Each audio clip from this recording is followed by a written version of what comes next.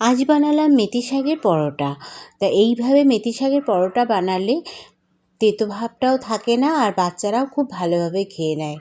আর মেথি শাক পরোটা বানানোর জন্যে শাকগুলোকে খুব ভালো করে বেছে নিলাম, আর এবার ভালো করে ধুয়ে শাকগুলোকে খুব ভালো করে কেটে নেব।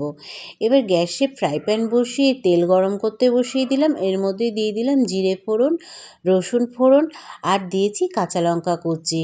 এবার কিছুটা পরিমাণ ভেজে নিয়ে এবার শাকগুলো দিয়ে দেব। শাক দিয়েও আমি কিছুক্ষণের জন্য ভেজে নেব। এই শাক দিয়ে ভাজার কারণে মেথি শাকের যে তেতো ভাবটা থাকে, সেই তেতো ভাবটা চলে যাবে। আর পরিমাণ মতো লবণ দিয়ে ভেজে নিলাম। আর এখানে আমি ময়দা মেখে নেব। আর ময়দার জন্য নিয়ে নিয়েছি এখানে আমি গমের আটা দিয়েই মেথি শাকের পরোটাটা বানাবো। তার জন্যে নিয়ে নিয়েছি 2 কাপ আটা, আর নিয়েছি বেসিক মশলা, ওই হলুদ গুঁড়ো, কাশ্মীরি লঙ্কার গুঁড়ো, স্বাদ মতো লবণ, আর 2 চামচ মতো তিল দিয়ে দিয়েছি, আর 2 চামচ মতো তেল দিয়ে খুব ভালো করে ময়াম দিয়ে নিলাম। ময়াম দেওয়া হয়ে গেলে এবার শাকগুলো দিয়ে আগে খুব ভালো করে শাক দিয়ে মাখিয়ে নেব। প্রথমেই জল দিয়ে মাখাবো না, শাক দিয়ে যতক্ষণ হয় মাখিয়ে নেব, তারপরে আস্তে আস্তে জল দেব।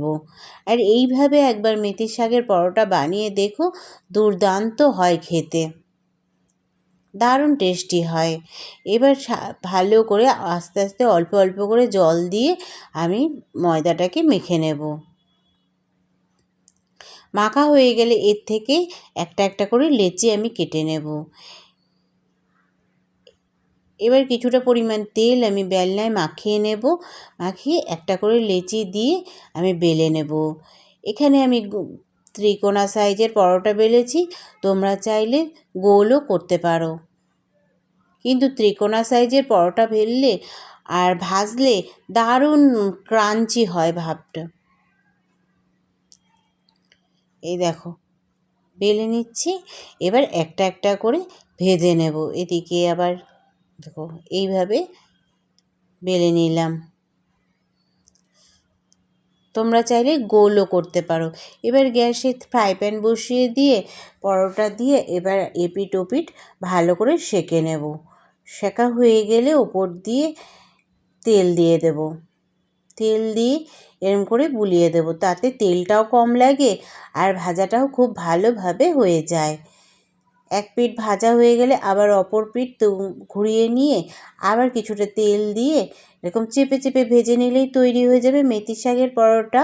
আমি এখানে সস দিয়ে পরিবেশন করেছি। তোমরা চাইলে তরকারি দিয়ে কোনো আলুর দম বা কোনো তরকারি দিয়েও পরিবেশন করতে পারো, দারুণ টেস্টি হয়। তোমরাও বাড়িতে বানিও আর কমেন্টে আমাকে জানিও কেমন হয়েছে খেতে।